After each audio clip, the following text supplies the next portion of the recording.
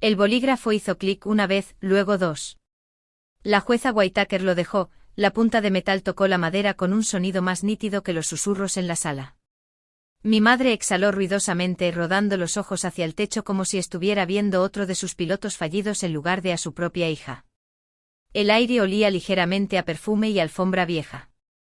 El flash de un reportero se disparó. Mi reflejo parpadeó en el panel de cristal del estrado de los testigos. Uniforme azul planchado a la perfección.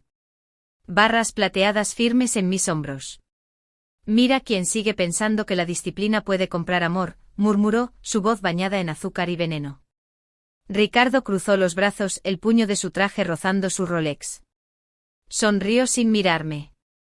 Oí el leve crujido del cuero mientras su silla se echaba hacia atrás, confiado, despectivo, como en cada cena de la que me había levantado. El latido de mi corazón se mantuvo constante. Había entrenado durante años para mantenerme firme bajo fuego. Una sala de justicia no era tan diferente de un hangar. El mismo aire frío, el mismo eco cuando respiras demasiado hondo. Cuando la jueza finalmente levantó la vista de sus notas, el sonido en la sala se convirtió en silencio. Se quedó inmóvil a mitad de movimiento con la mano aún sobre la carpeta sellada, sucesión de la familia Fuentes contra Fuentes. Sus ojos se encontraron con los míos, y vi que el reconocimiento la golpeó rápido, exacto como un bloqueo de objetivo. Capitana Fuentes, dijo con voz baja, ronca por el recuerdo. Descanso, señorita. La taquígrafa de la corte dejó de escribir. Alguien dejó caer un bolígrafo. Incluso las cámaras dudaron, sus luces rojas parpadeando con incertidumbre. La sonrisa de mi madre vaciló. Su mano apretó la correa de su bolso hasta que el cuero crujió. Asentí ligeramente, más por costumbre que por orgullo. La compostura militar llenó el espacio donde alguna vez hubo palabras. Whitaker había estado en el cuerpo legal del Pentágono cuando yo serví en inteligencia. Sabía lo que significaba ganarse esas barras, enterrar amigos bajo banderas, volver a la luz civil, pretendiendo que nada te seguía. El silencio se prolongó hasta convertirse en una declaración propia. Luego el zumbido de las luces fluorescentes regresó. El secretario se aclaró la garganta y reanudó el pase de lista. Mi madre se inclinó hacia Ricardo susurrando, debe haber ensayado eso. Quizás lo había hecho. Años de ser invisible tenían sus usos. Aprendes a hacer que una mirada haga el trabajo de 100 discursos. Me ajusté el pliegue de la manga, sentí el borde liso del reloj de mi abuelo debajo de la tela. Sus iniciales aún estaban grabadas dentro del metal, RM. Pensé en la carta que me había dejado. Si llaman manipulación al amor, que la verdad sea tu arma. Así que esperé tan inmóvil como la bandera a media asta, escuchando el ritmo de mi propia respiración. Que pongan los ojos en blanco. Que susurren. La tormenta apenas comenzaba. Y esta vez no era yo quien estaba siendo juzgada. El zumbido de las luces de la sala de justicia se desvaneció en el pulso constante en mis oídos. Por un momento, ya no estaba en esa habitación. Tenía 6 años de nuevo parada en el vestíbulo de mármol de la casa de mi madre, sosteniendo una maleta que no era mía.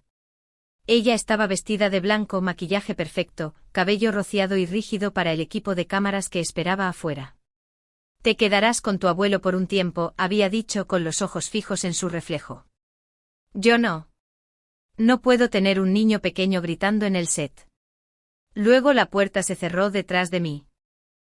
El sonido fue tan limpio, tan final, que se convirtió en la banda sonora de mi infancia. El coronel Ramón Fuentes me recogió esa tarde con su chaqueta de vuelo, oliendo a aceite y viento. No dijo mucho, solo me entregó una taza de chocolate caliente y subió la calefacción en su camioneta. En el semáforo en rojo lo sorprendí mirándome como si estuviera sopesando si el amor podría reconstruirse a partir del silencio. Su casa en Zaragoza era un museo de aviación. Fotos enmarcadas de F-16 volando contra cielos desérticos, metales alineados por década y una bandera doblada sellada en cristal. Las paredes zumbaban levemente cuando los jets pasaban por encima. Por la noche se sentaba junto a la radio, la estática mezclándose con el sonido de mis lápices rayando la tarea. Cada cumpleaños llegaba una tarjeta de Elena, papel brillante sin escritura, solo con amor, mamá impreso en cursiva plateada. Dejé de abrirlas después de la tercera. Algunas ausencias son más ruidosas cuando intentas nombrarlas. Cuando ingresé a la Academia del Aire a los 18 años, el abuelo apareció con su uniforme completo, zapatos pulidos como espejos. Después de la ceremonia, me entregó una pequeña caja, su viejo reloj de piloto con el cristal ligeramente rayado. En la parte posterior, había grabado: el valor no es ruido, es presencia. No lo explicó y yo no pregunté. Creo que quería que lo aprendiera por las malas.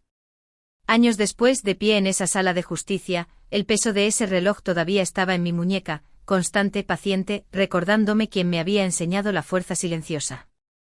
Porque en mi familia, el amor nunca hablaba. Simplemente aparecía y se quedaba. Sucedió silenciosamente como la mayoría de los finales. Una mañana, la ama de llaves lo encontró aún en la cama, con una mano apoyada en el viejo reloj de piloto que ahora yo usaba todos los días. El médico dijo que fue pacífico. Le creí. La gente como mi abuelo no se iba en el caos. Simplemente se apagaban como motores después de un largo vuelo. El funeral tuvo lugar en la base bajo un pálido cielo de Zaragoza. 3000 uniformes brillaron en formación. La bandera doblada 13 veces. Los fusiles dispararon 3 salvas que resonaron en mi pecho más que en mis oídos. Me puse firme junto al ataúd con la mandíbula tensa, los ojos fijos en el horizonte. Elena llegó 40 minutos tarde con un vestido negro de diseñador y gafas de sol demasiado grandes para su rostro. No lloró. Sostuvo su teléfono en alto, susurrando a la cámara, despidiéndose de una leyenda. 5 minutos después, la puerta de su coche se cerró de golpe y el motor se tragó el sonido de las trompetas. Una semana después nos sentamos en una sala de conferencias con paneles de nogal, el aire denso con polvo y expectación. Ricardo tamborileó con los dedos en la mesa. Elena se ajustó el lápiz labial en un espejo compacto. La abogada Eva Cruz desdobló el documento con un movimiento cuidadoso y deliberado. El último testamento y voluntad del coronel Ramón Fuentes comenzó. Las palabras salieron con calma, sin prisa. Todos los bienes, propiedades y haberes, incluida la finca Fuentes, se transferirán únicamente a la capitana Alba Fuentes. La sala se quedó helada. La mano de Elena tembló lo suficiente como para manchar su lápiz labial. Ricardo se levantó de un salto con el rostro rojo. Estaba senil. Ella le lavó el cerebro. Eva no se inmutó. La competencia mental del coronel Fuentes fue verificada por 3 profesionales médicos 6 meses antes. No dije una palabra. Solo observé cómo su indignación florecía como una mancha. Ruidosa, desordenada, predecible. Después de que todos se fueron, Eva me entregó un pequeño sobre, con los bordes desgastados, mi nombre garabateado con la letra irregular de mi abuelo. Dentro había una sola línea. Si llaman manipulación al amor, que la verdad sea tu arma. R.F. La tinta se había corrido ligeramente, como si las palabras hubieran sido presionadas con esfuerzo. Pasé el pulgar por encima, sintiendo las hendiduras en el papel como un pulso. 30 días después, llegó la demanda. Los titulares lo llamaron, los Fuentes contra su madre. Querían el 70%. Yo no quería nada excepto que la verdad se mantuviera, y sabía exactamente cómo luchar por ella. La primera noche de vuelta en la base aérea de Torrejón se sintió extraña. Las luces de la base zumbaban en la oscuridad dorada de sodio, difundiéndose en el aire del desierto. Estacioné cerca del hangar 12, donde el sonido de las turbinas generalmente ahoga el pensamiento. Pero esta noche, todo lo que podía escuchar era la voz de mi abuelo. Que la verdad sea tu arma. Había solicitado una licencia especial, citando litigios familiares. El coronel no hizo preguntas. Tal vez las barras en mi hombro respondieron por mí. Los barracones estaban medio vacíos, temporada de despliegue. Me senté en mi escritorio bajo la luz azul opaca, el reloj del piloto brillando débilmente mientras abría una carpeta llena de borradores legales. Marcos Salgado me encontró allí como siempre lo hacía antes de que las cosas se pusieran feas. Mayor Salgado, División Cibernética de la Fuerza Aérea, directo hasta la médula, leal a un fantasma. Mi abuelo una vez lo había sacado de un transporte derribado cerca de Kandahar. Marcos todavía llevaba la cicatriz debajo de su clavícula como una firma. Se apoyó en el umbral, con los brazos cruzados. Me enteré de la demanda. No levanté la vista. Claro que sí. Se acercó con voz baja. Si quieren guerra, Alba, dals el tipo de guerra para la que fuiste entrenada. Esa noche construimos nuestra línea de frente no con armas, sino con datos. Transferencias bancarias que abarcaban 2 décadas. 3.000 euros al mes de Ramón Fuentes a Elena Salgado. Cada pago firmado, verificado, registrado. Encontramos los cheques cancelados, las declaraciones de impuestos, los correos electrónicos donde prometía visitar y nunca lo hacía. Marcos sacó una memoria USB de su bolsillo y la deslizó por el escritorio. ¿Querrás ver esto? Era una entrevista en vídeo que mi abuelo filmó 6 meses antes de su muerte respondiendo a una pregunta sobre el legado. Su voz llenó la habitación, tranquila, firme e inquebrantable. Mi hija toma dinero. Mi nieta asume la responsabilidad. El silencio que siguió fue pesado, casi sagrado. Me llevé la mano a la boca no para llorar, sino para mantener el dolor en su lugar. Para la medianoche mi pantalla brillaba con carpetas, prueba sobre prueba. Me recosté, exhalé lentamente. El zumbido de los motores de la base era constante de nuevo. Entonces mi bandeja de entrada hizo ping. Un nuevo mensaje. Sin remitente, sin asunto, solo una línea. No sabes lo que hizo tu madre antes de que se cambiara el testamento. El cursor parpadeó ante mí, paciente, implacable. Afuera, un jet rugió en la noche, nítido, limpio y desaparecido. Y me di cuenta de que la guerra ya había comenzado. La sala de audiencias olía ligeramente a pulimento y tensión.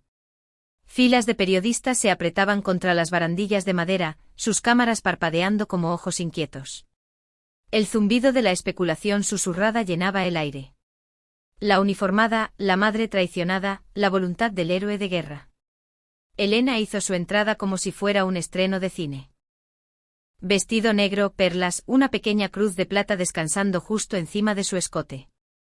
Su expresión frágil, santa, ensayada. Cuando las cámaras giraron, bajó la mirada con precisión quirúrgica. La había visto actuar antes en el set bajo luces más brillantes. El abogado Carlos Palma siguió su reputación, llegando un segundo antes de que lo hiciera.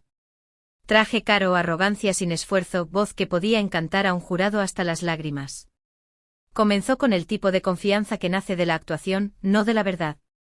Señoras y señores, dijo dando un paso adelante, este caso no se trata de dinero.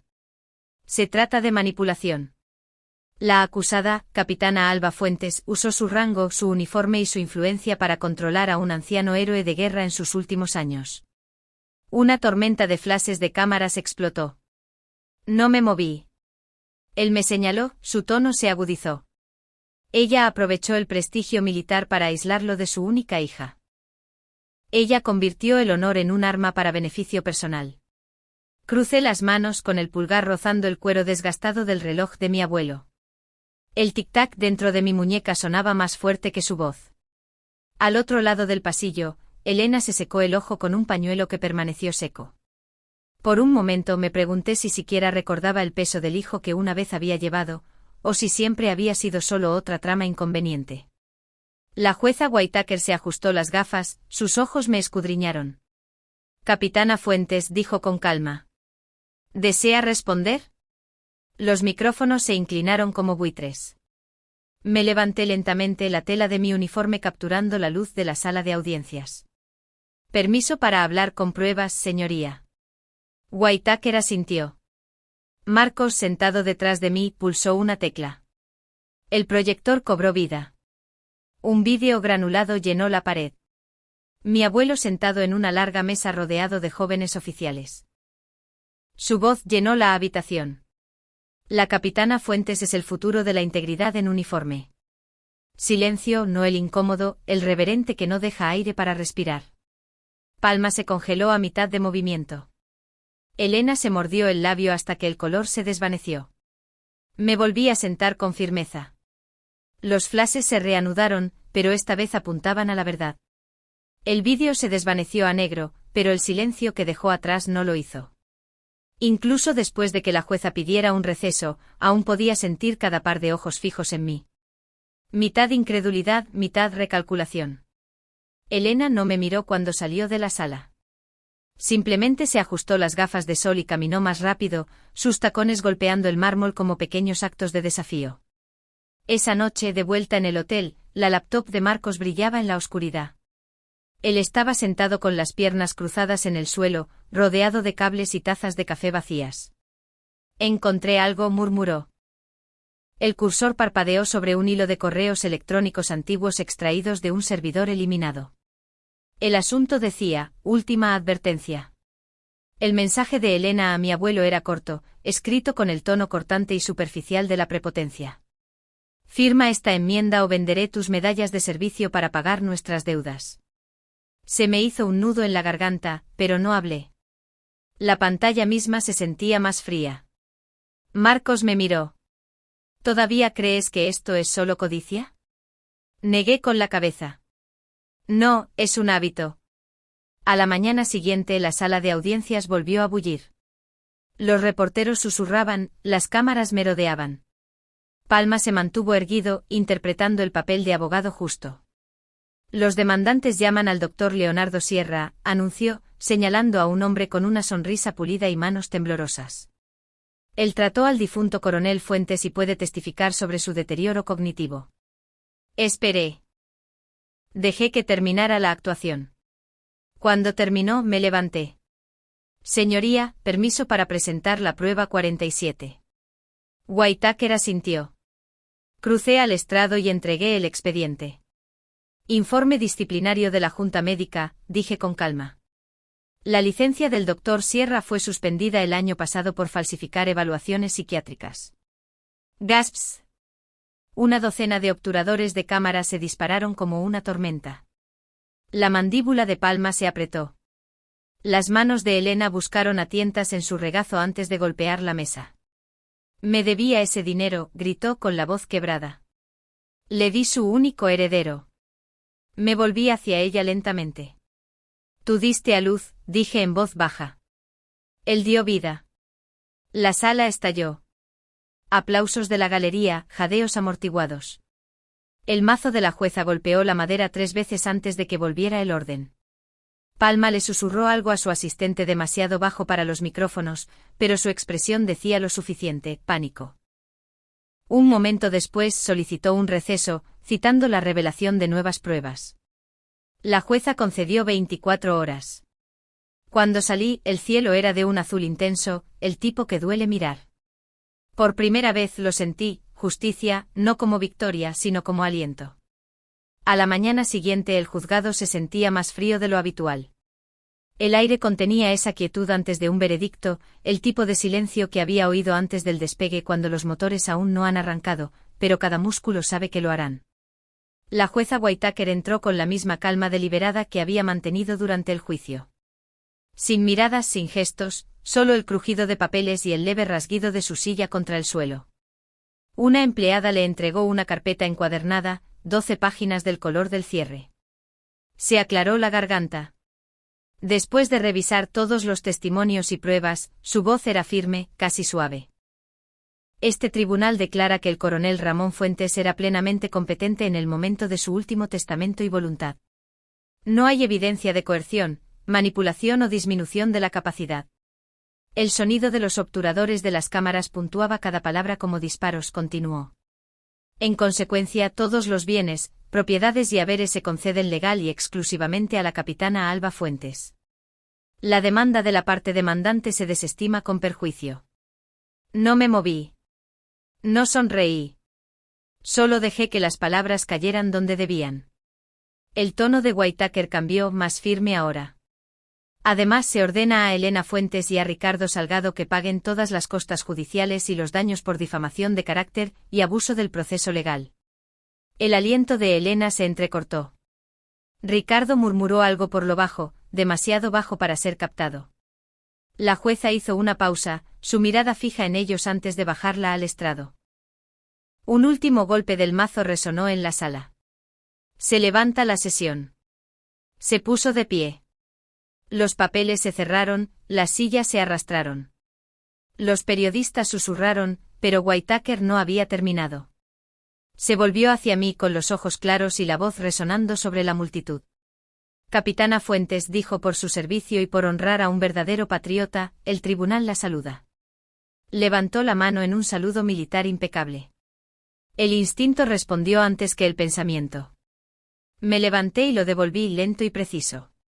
La sala lo siguió. Incluso el alguacil se enderezó. Incluso los fotógrafos bajaron sus cámaras. Por un momento suspendido, no se trataba de herencias o escándalos. Se trataba de deber. En la última fila, Marcos se puso de pie con la mano en la frente. Sus ojos se encontraron con los míos, y eso fue suficiente. Elena no levantó la vista. Con la cabeza agachada, las lágrimas surcaban su maquillaje. No era dolor, no era pérdida, solo el crudo peso de la humillación. Cuando el eco del mazo finalmente se apagó, lo entendí. La justicia no grita, se mantiene. 6 meses después, el mundo estaba más tranquilo. Los titulares se habían desvanecido. Los reporteros se habían marchado. Y la finca, antes un campo de batalla, ahora olía a cedro y pintura nueva. Firmé el último documento de la fundación bajo un cielo gris de la mañana. La tinta se extendía por la página como un cierre, finalmente aprendiendo a respirar. La Fundación Ramón Fuentes para familias militares. La placa de bronce brillaba a la luz, montada junto a la puerta principal. Un nombre, una promesa, una forma de mantenerlo aquí. Al mediodía, estaba de vuelta donde pertenecía. Dentro de la cabina de un F-16, la máscara de oxígeno selló el mundo encogiéndose en azul y sonido. Los motores rugían constantes y vivos debajo de mí, un latido hecho de acero. El suelo se alejó en una mancha de color. Montañas, ríos, caminos que parecían lo suficientemente pequeños como para perdonar. Debajo el valle se extendía abierto como un recuerdo. Allí lo habíamos enterrado. Un simple marcador, sin cámaras de ceremonia, solo el viento cortando la hierba. Nivelé la aeronave manteniéndola firme en la dirección, el sol reflejándose en el cristal de la cabina. Misión cumplida. Abuelo, dije por el micrófono, la voz firme sobre la estática. Tu legado vuela más alto que cualquier metal. Un clic se escuchó por las comunicaciones.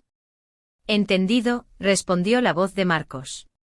En algún lugar a mi derecha un F-35 se unió a la formación, sus bordes plateados capturando la luz del sol. No pensaste que te dejaría volar esto sola, ¿verdad? Sonreí, invisible detrás del visor. No lo querría de otra manera. Él giró a la izquierda. Yo lo seguí. Juntos surcamos el cielo en un movimiento sincronizado. Las estelas de vapor se curvaban en un círculo perfecto, un saludo tácito, infinito y limpio. Las nubes se abrieron sobre nosotros, el horizonte extendiéndose amplio y indulgente. Por primera vez en años no sentí que estuviera huyendo de algo, sino simplemente avanzando. Abajo el letrero de la fundación captó el reflejo de nuestras estelas, líneas blancas que formaban bucles como anillos de luz. La radio siseó una vez, luego se quedó en silencio. Solo el zumbido del jet permaneció, el sonido de un propósito sin ruido.